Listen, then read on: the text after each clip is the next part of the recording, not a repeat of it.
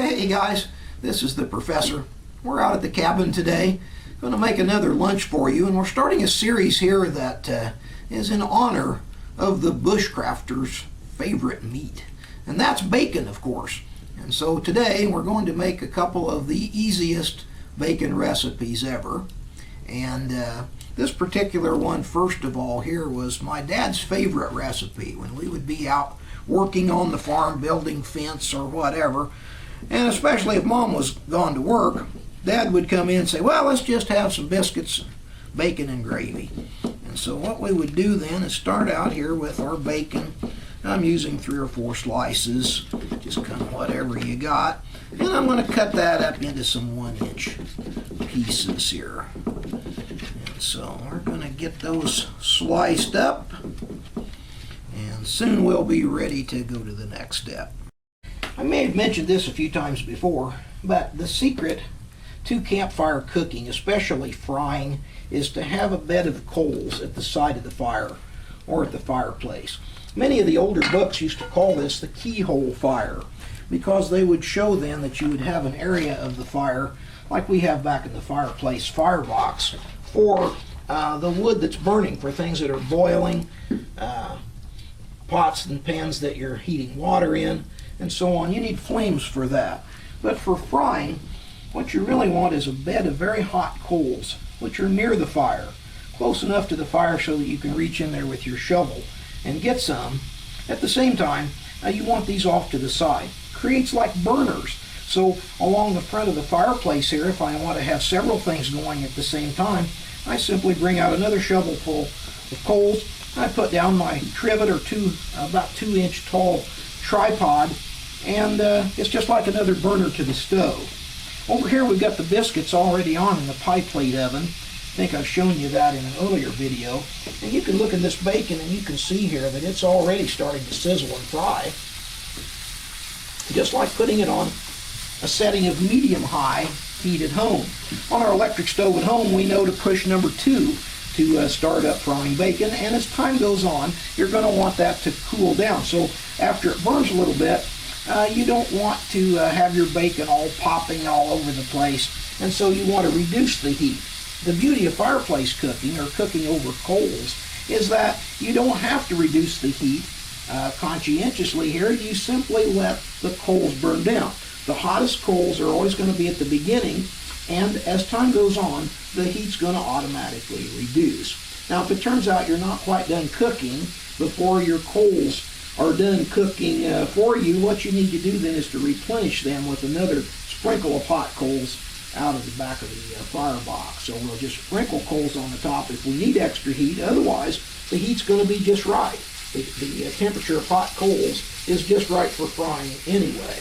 So what we'll do here with our bacon is just brown that up, get that to the chewy stage, and then we'll proceed to make our gravy.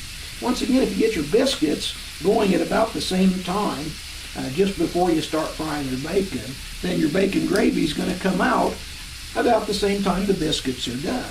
Biscuits in that pie pan oven will take 20 or 25 minutes, and that's just about how long it's going to take for our gravy to get done, get our bacon fried, gravy made, and we'll be ready to serve it together at the same time.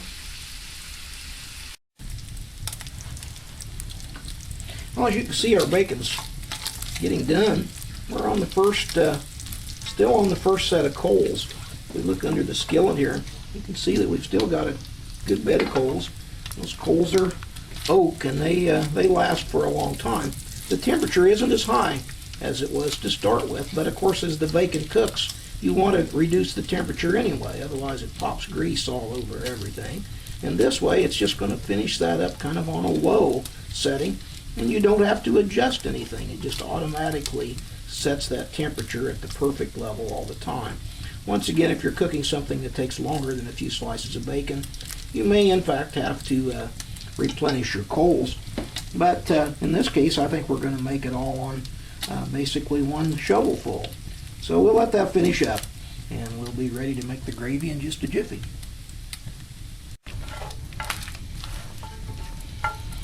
Well, our bacon's done. Pull it off the heat for a little bit and get this bacon out of here. You can see here that it's kind of to the chewy stage, maybe almost crispy in a few of the pieces. And my favorite bacon drainer is a sheet of newspaper and about a half of a paper towel. That way the grease goes through the paper towel, soaks into the newspaper. Save the newspaper, and then you've got a nice greasy bit of paper to start your next fire with. I was reading somewhere that people like wax paper for tinder, but a piece of bacon grease soaked newspaper really goes up in flames fast. And so keep those around for fire starters afterwards. They serve the purpose quite well. Okay, so we got all the bacon out of there. We'll let that drain for a couple of minutes. And now we're ready to make the gravy. Okay. Now actually, there really is a recipe for making bacon gravy. And here it is.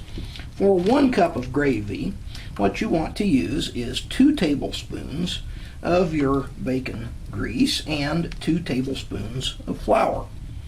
So what usually happens though is you kind of look at your bacon grease and you say, well, that looks like that might be 2 tablespoons, or it might be just a little bit more. If it's a little bit more, up to a 1/4 cup or 4 tablespoons, that'll make 2 cups of gravy, which is about right for maybe three people.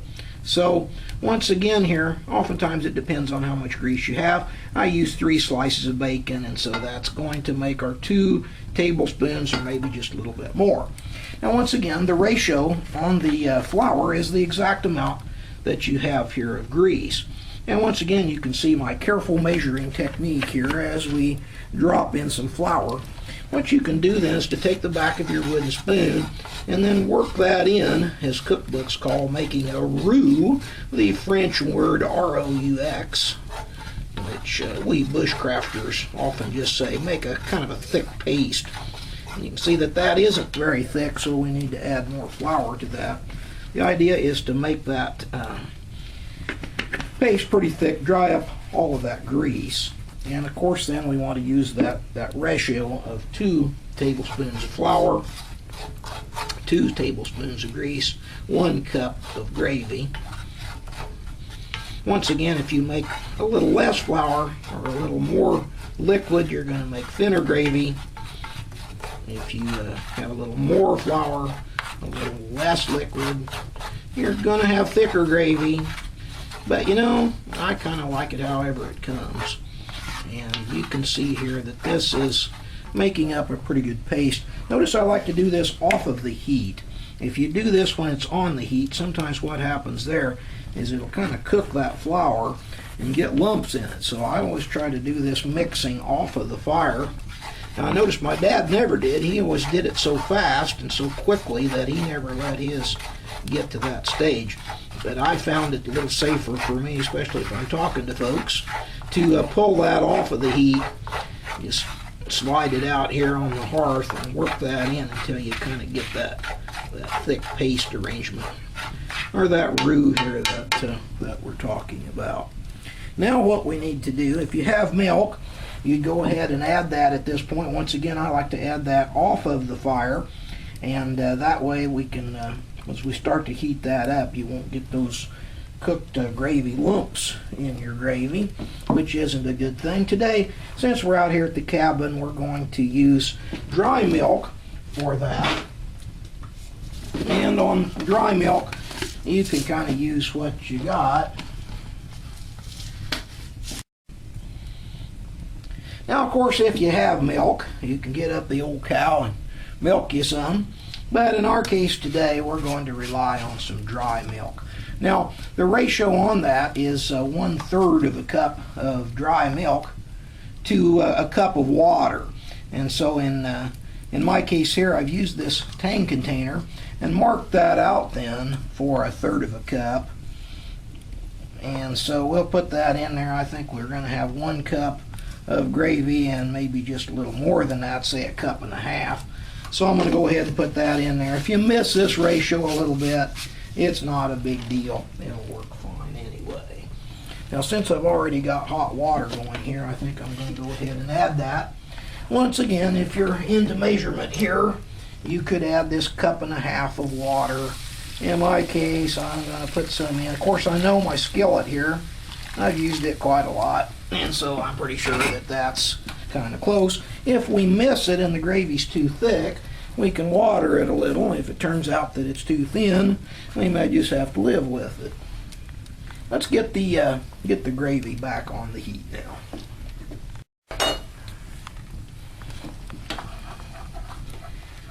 Once again here, I freshened up those coals because now when you put the gravy on, you want that in fairly high heat. Since I used hot water, it's already thickening that up.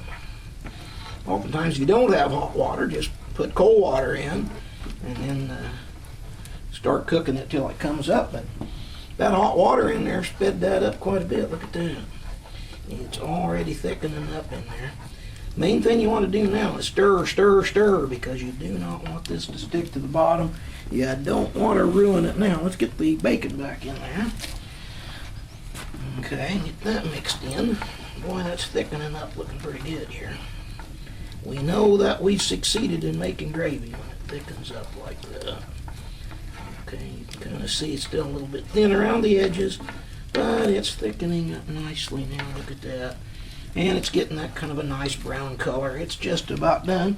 Watching those biscuits here, we can see here that they better be about done too. And so what we need to do now is probably get this back off of the heat, maybe get a little salt and pepper in there, and say we did it before we ruin the finished product. Now bacon's already pretty salty, so you don't want to overdo it on that. You might want to test it a little bit. I think we'll add just a little bit of salt here just to say we did it. One of my mom's secret recipes is sometimes she would also add like a half a teaspoon of sugar to it, which would kind of gives it a little extra flavor. I didn't bring any sugar today, and so we're just going to have to make do with what we got. But you can see that that has thickened up rather nicely, and so that our bacon gravy is good to go. What we're going to do now is get our biscuits out, check them, make sure they're ready to go, and we'll soon have some lunch. Okay, we're going to open up the pie pan oven here, see how our biscuits are doing. They've been in there long enough. See some steam coming out, that's a good sign. Hey, look at there, we're going to call those baked to perfection. Notice that the timing on those turned out to be exactly the same as the biscuits and gravy, and so we're ready for lunch here at the cabin. Let's get some of this plated up, and we'll be ready to eat some lunch. Okay, now the rule on biscuits is to take two and butter them while they're hot. In this case, we're going to cover them with some of our country gravy and give that a try. So we'll get these out. I made these pretty thin on purpose, so we've almost just got two crusts kind of end to end here, so I think we'll just go ahead and kind of leave those. Those babies are hot.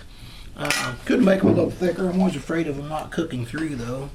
So those turned out pretty thin. Now what we'll do is a couple spoonfuls here of our gravy, which I see here is thickening up quite nicely as it sits and cools. You can see that's going to make a good topping here for your biscuits. Okay, and another thing that we want to do, of course, I added a generous supply of pepper a while ago, but you can really never have too much pepper there on your biscuits and gravy. So I'm going to go ahead and grind a little fresh pepper there and put on the top, and we're ready for lunch right down here at the cabin.